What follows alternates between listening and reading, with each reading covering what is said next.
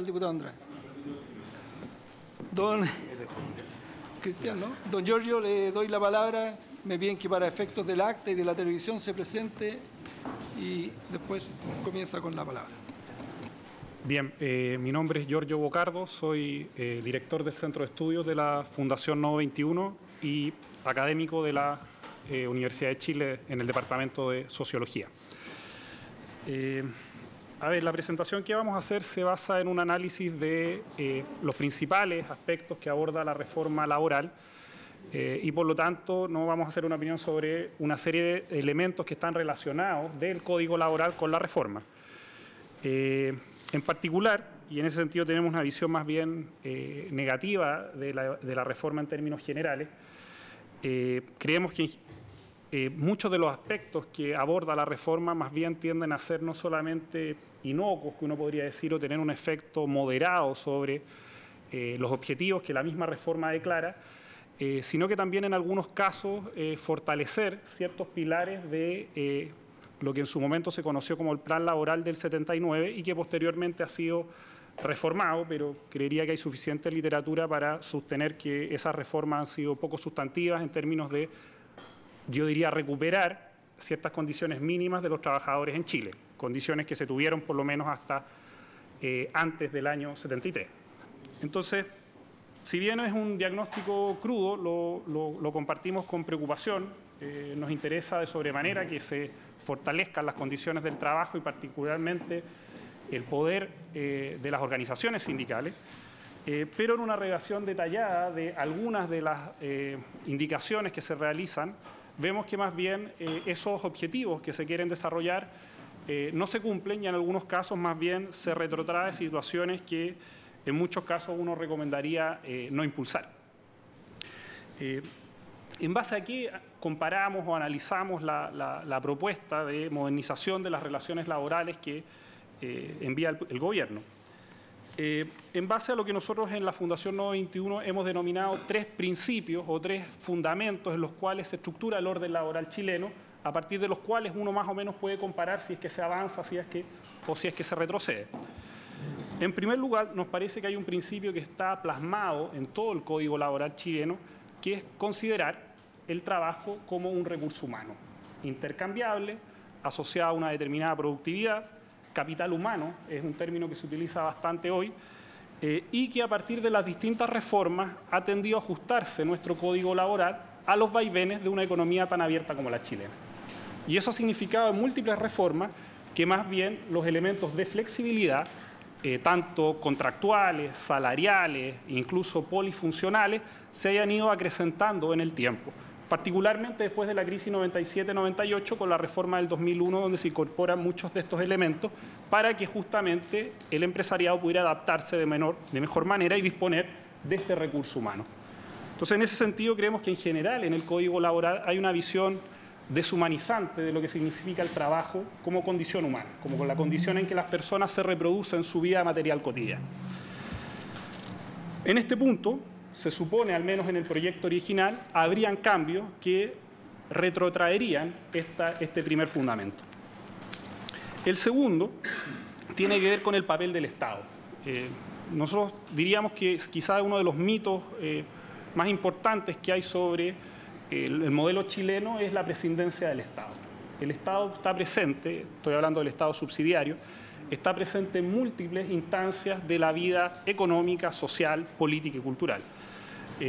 Más allá de que, por lo menos, desde el 73 en adelante, y uno de los quizás principios que fundan la transición, es que no se podía volver al viejo Estado interventor previo al año 73.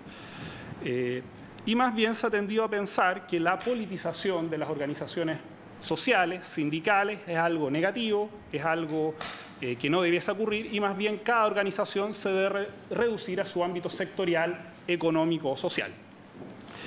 En caso contrario, y particularmente en el tema del trabajo, la politización de los conflictos sociales y particularmente en el caso de los trabajadores la posibilidad de expresar intereses más allá de la unidad productiva significaría un alza artificial de los precios que disminuiría la productividad y por supuesto afectaría el empleo. En ese punto hay un tercer principio Sobre el segundo también hay propuestas de reforma que suponen que van a fortalecer el papel del Estado en el Código Laboral. Y como tercer elemento, que quizás es el que no se aborda, es la posibilidad de una negociación ramal y de entender un sujeto en el trabajo más allá de la unidad productiva mínima.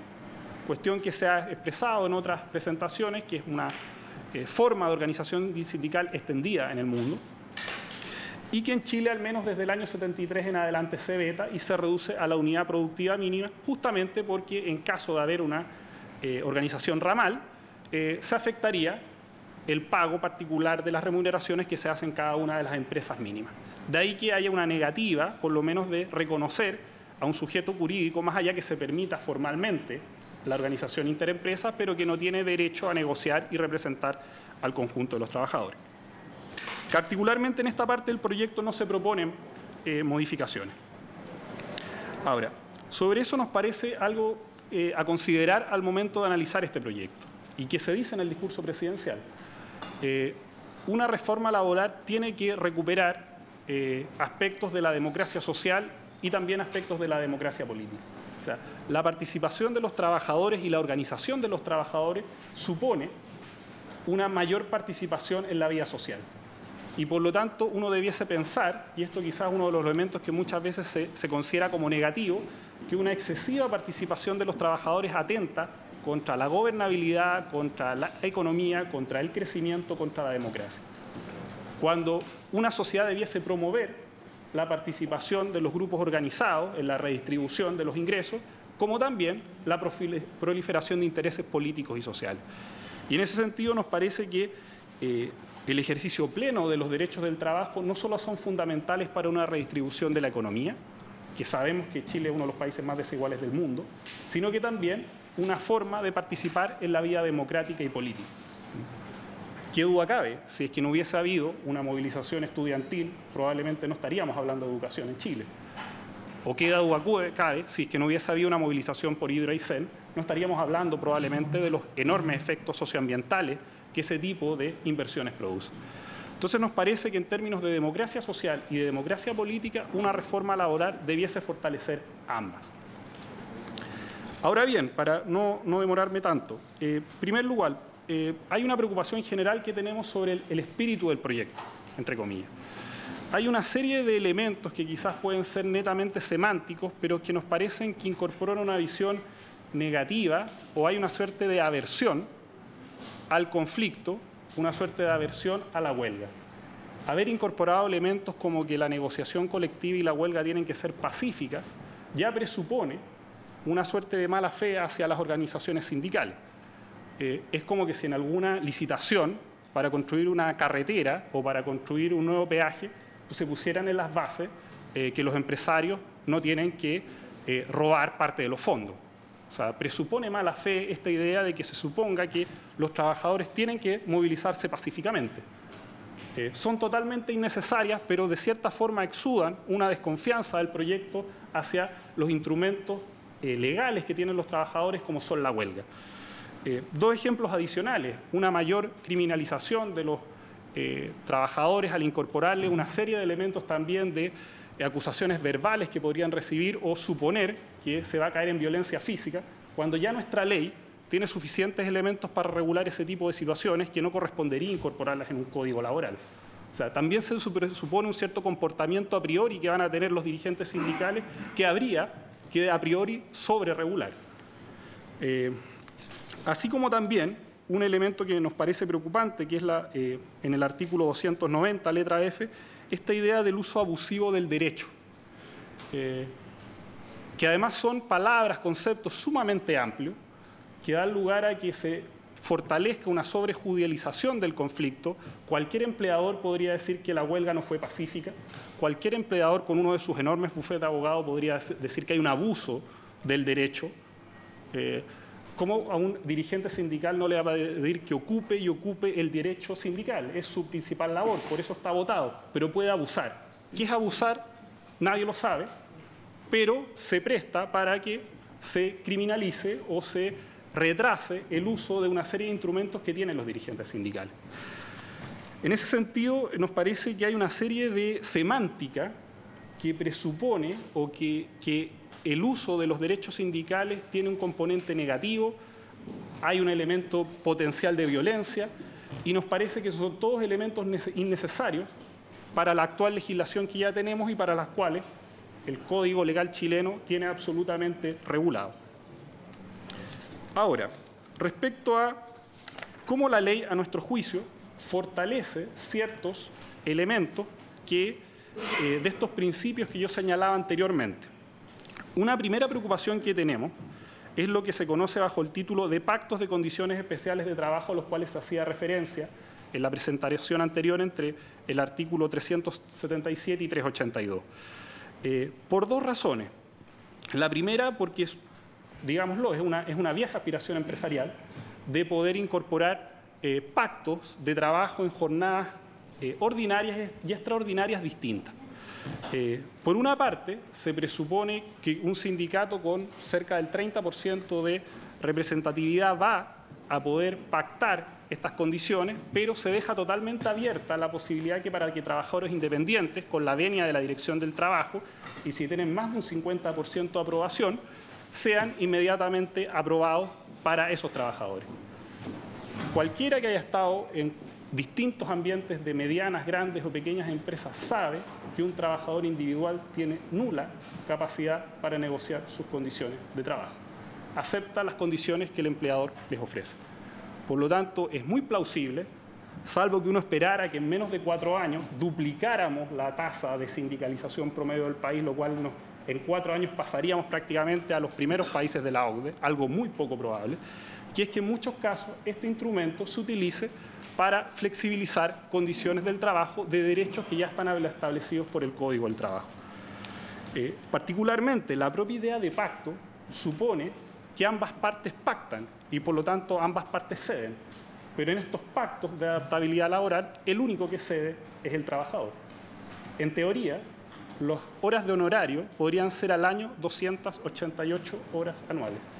Eso son más de 6 semanas adicionales de trabajo. Réstenle las 3 semanas de vacaciones, si es que se las pueden tomar, y habrían 3 a 6 semanas más de trabajo. Imagínense en cualquier vía laboral lo que implica aumentar esa cantidad de horas de trabajo, con independencia que se remunere, pero la carga laboral que significaría. Nos parece sumamente preocupante este plan de pacto de condiciones especiales de trabajo, y si fuesen efectivamente pacto, uno podría suponer que, bueno, también se podrían pactar las cuotas de productividad de la empresa, se podrían pactar los ritmos de trabajo, las ventas de la empresa, las formas de organizar el trabajo, pero solamente se pactan condiciones del trabajo. De pacto tiene bien poco, y más bien creemos que es una puerta para intensificar los grados de flexibilidad laboral que ya en Chile son elevados. Segundo, ¿cómo el proyecto fortalece o no el papel del Estado en el trabajo? Que es una de las discusiones que más se ha mantenido. Nosotros creemos que en general el sistema de negociación colectiva chileno y los mecanismos de huelga legales que existen están extremadamente regulados, al punto que prácticamente las organizaciones sindicales no tienen espacio para definir de forma autónoma el qué hacer y el qué no hacer. Tienen el día que inician la huelga, cuántos días tienen que esperar, cuándo tiene que entrar la Dirección del Trabajo y cuánto tiempo, qué temas pueden negociar. En ese sentido, nos parecen que hay 2 medidas preocupantes que pueden entorpecer todavía más el ejercicio del uso de la huelga legal. La introducción de la mediación forzada, que puede ser incorporada a petición del propio empleador, lo que nos haría pasar de 3 a 5 días adicionales donde duraría esta mediación, a 8 días la duración de la huelga, o sea, previo a la huelga, lo cual, por supuesto, tiene un elemento desmovilizador, un elemento que dificulta que los propios trabajadores y sus organizaciones sindicales sostengan la huelga. Y segundo, los mecanismos de servicios mínimos universales, cuya amplitud de definición que han sido establecidas prácticamente permite de forma implícita el reemplazo de trabajadores que se prohíbe en otra parte del proyecto laboral. Cuestión que nos parece razonable, que podría ser visto como un avance, un reemplazo efectivo, no reemplazo efectivo de trabajadores de huelga bajo ningún evento, lo cual en ese sentido podría ser un retroceso de la antigua ley que permitía comprar efectivamente los trabajadores que podían ser reemplazados a partir de un bono para el sindicato, pero es tan amplia la posibilidad de incorporar los servicios universales mínimos que prácticamente cualquier empresa podría arguir que efectivamente están siendo afectados sus servicios mínimos y el sindicato tendría que proveer de trabajadores para cumplirlo. No son los servicios mínimos que propone la OIT, es un concepto bastante más amplio y nos parece que esa amplitud prácticamente anula el avance que hubiese significado el fin del reemplazo a huelga. Entonces, en ese sentido hay un entrampamiento que incorpora un tercer elemento que nos parece preocupante en el artículo 364, que señala que se podrán reanudar las faenas en caso de huelga cause daños graves a la salud, al abastecimiento de bienes o servicios de la población, a la economía del país, a la seguridad nacional, y un tribunal de letras, ya no la Presidencia de la República, podrá definir si efectivamente se reanuda la faena, lo cual, además de eliminar el uso del ejercicio de la huelga, también es un concepto tan amplio que parecería que cualquier empresa podría recurrir al tribunal porque algunos de estos elementos que el proyecto señala podrían verse en peligro. Uno no puede dejar de recordar la paralización de los trabajadores portuarios al leer este artículo y la imposibilidad que esos trabajadores portuarios pudiesen ejercer su derecho a huelga como una unión portuaria gracias a esta modificación que se está haciendo y además con la consiguiente responsabilidad que se traslada de la Presidencia de la República con todo el costo político que tiene la intervención de esta hacia un tribunal de justicia que puede sancionar a favor o en contra. Eso además de estos elementos que hemos señalado que incorpora un elemento adicional de judicialización de la huelga legal. O sea, prácticamente los sindicatos van a tener que ocupar todos sus fondos en tener unos staff de abogados que les permitan ir sorteando cada una de estas trabas que coloca el proyecto. Respecto al tercer principio, nos parece que ya se ha sido señalado, no hay ninguna introducción sustantiva respecto a la posibilidad de tener negociación ramal. Y para ir finalizando, respecto al corazón de la reforma, porque también hay que ser justos en términos de su evaluación.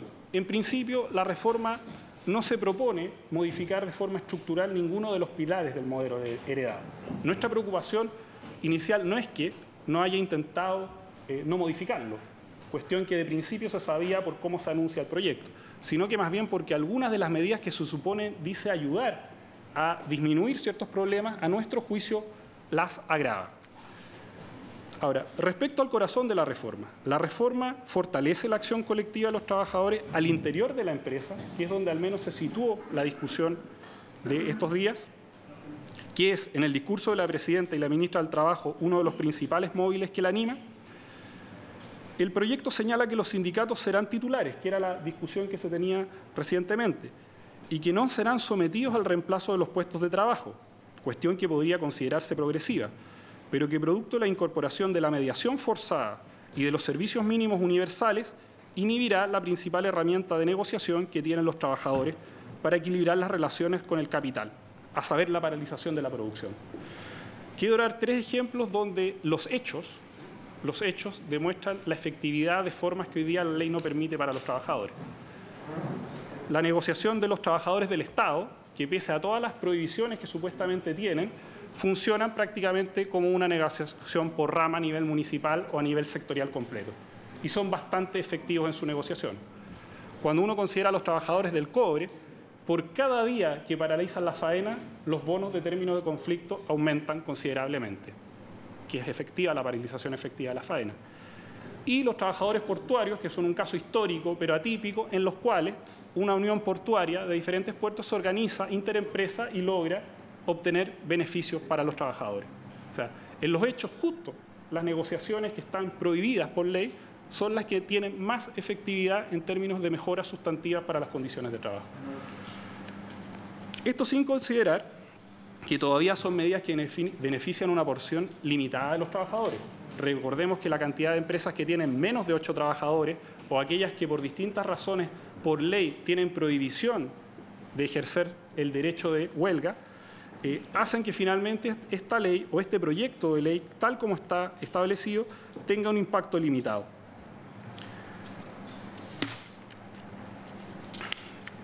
Para concluir, Nos parece que todo lo anterior debilita la acción de la huelga. Ahora se puede retrasar hasta en 8 días y la amplitud semántica, dada la definición de los servicios mínimos universales, permite que prácticamente todas las empresas puedan acogerse a esta medida y reemplazar de facto trabajadores durante la huelga. Este debilitamiento relativiza la posibilidad de que se mejoren efectivamente las condiciones de los trabajadores, es decir, que se fortalezca la democracia social y política del país y se torne atractiva la titularidad sindical y la extensión de beneficios que ahora depende también de los sindicatos. Lamentamos que el proyecto de ley propuesto por el Gobierno no solo mantiene intactos los basamentos del Plan Laboral del 79, lo más grave de todo es que la mayoría de sus propuestas lo profundizan. Es sumamente debatible que sus medidas alienten la sindicalización y sobre todo el poder de las organizaciones sindicales para dividir colectivamente sus condiciones de trabajo. Vemos con preocupación la mayor judicialización de la vida sindical, porque en última instancia atenta contra la libertad sindical. En ese sentido, el proyecto no se hace cargo de las aspiraciones históricas de las organizaciones de trabajadores, no es coherente con el mensaje presidencial que lo antecede, y salvo modificaciones específicas y puntuales que pueden beneficiar a algunos sindicatos ya existentes, fortalece la capacidad del empresariado para imprimirle su sello a la relación entre el capital y el trabajo. En ese sentido, no deja llamar la atención que una vez conocidos los detalles de este proyecto, la izquierda histórica y las fuerzas progresistas hayan guardado silencio o apoyen entusiastamente este proyecto. En definitiva, para la Fundación Nodo 21, el proyecto es sin duda alguna una reforma por la cual los empresarios de este país deben estar tranquilos. Es una reforma regresiva para los trabajadores y trabajadoras de Chile. Gracias. Gracias, Giorgio, por su exposición y por ajustarse a los tiempos. Diputado, se ofrece la palabra. Diputado Gabriel Boric. Tengo una pregunta, Giorgio, a propósito de la exposición anterior, en que tú planteas algo desde la Fundación que es totalmente contrario a lo que planteaba Andrea Repetto, que tiene que ver con los pactos de adaptabilidad. Andrea Repetto defendía la idea de que los pactos de adaptabilidad eran esenciales en el contexto de la reforma para incrementar la productividad. Tú planteas justamente lo contrario. O sea, no justamente lo contrario, sino dices que los pactos de adaptabilidad en el fondo consagran más bien un deseo empresarial y dejan en mayor indefensión a los trabajadores y apuntan hacia mayor flexibilidad, sin un contrapeso. ¿Crees tú, en base a lo que has estudiado, que hay alguna posibilidad de incorporar algún tipo de negociación respecto a la duración de la jornada o a otras materias que se incluyen en los pactos de adaptabilidad? ¿O sencillamente cualquier inclusión de alguno de estos puntos sería negativa desde tu punto de vista para los trabajadores? Giorgio, tiene la palabra. A ver, respecto a los pactos, uno podría pensar que es razonable que los trabajadores discutan sobre distintos ámbitos distintos a los que hoy día la limitada negociación colectiva les permite, que son principalmente remuneración. Y uno podría pensar también que es razonable que los trabajadores discutan sobre cuánto tiempo quieren trabajar en términos continuos, cuántas jornadas de descanso pueden tener. Y en sí mismo, un pacto de adaptabilidad no es negativo si es que se pueden discutir muchas cuestiones sobre las condiciones de trabajo. Nosotros vemos dos problemas principales. Uno que tiene que ver con lo siguiente, que por tiempo no lo había señalado. No es la única razón de por qué hoy día el sindicalismo chileno es débil por el código laboral que se tiene. Es una de las razones, pero no es la única. Hay que considerar que en Chile hubo una profunda transformación productiva, que los sindicatos fueron fuertemente desarticulados, que no había una renovación importante del mundo sindical y muchos también de los partidos de la izquierda han renunciado a repensar el sindicalismo chileno. Por lo tanto, reducir el problema de la fuerza sindical única y exclusivamente a la ley nos parece que es un error.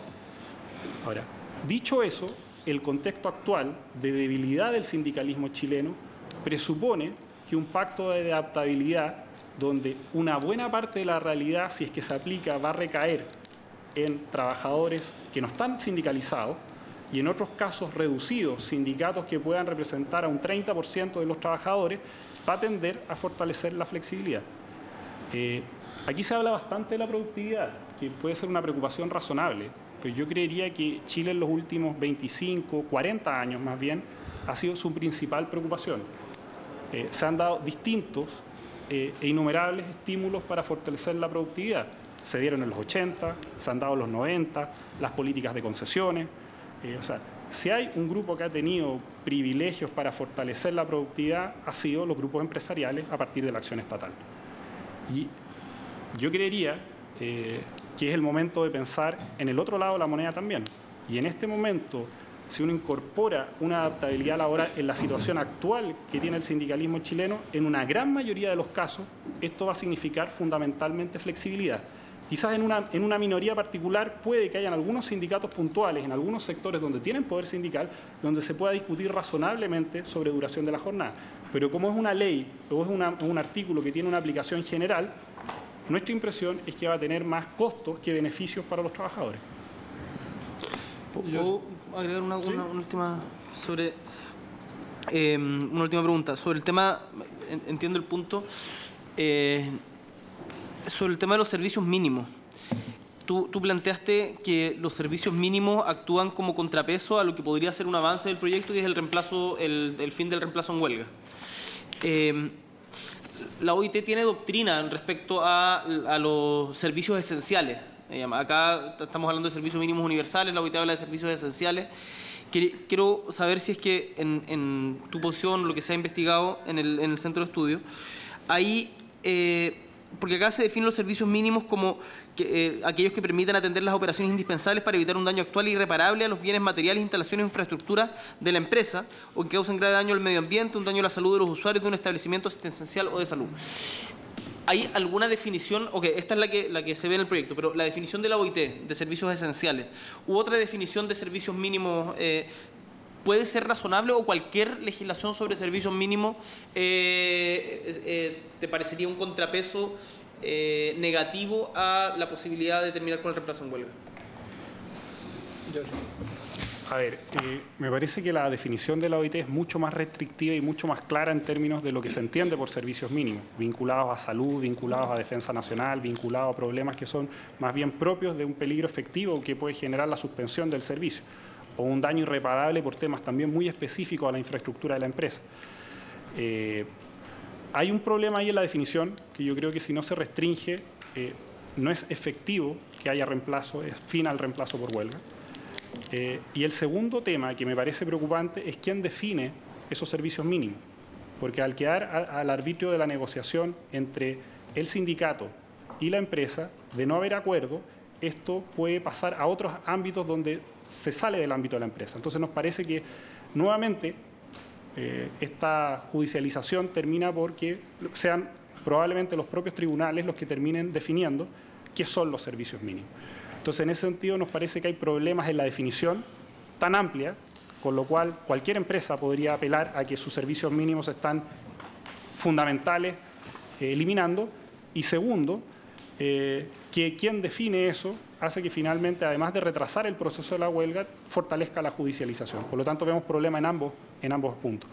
Ahora, si uno tuviese que elegir, por supuesto que la definición de la OIT es infinitamente mejor a la definición que está en ese proyecto. Giorgio, agradecido por haber aceptado la invitación a esta comisión. Muchas gracias. Así que por su exposición también, y suspendemos un minuto para recibir a Libertad y Desarrollo. Su exposición queda acá, ¿no?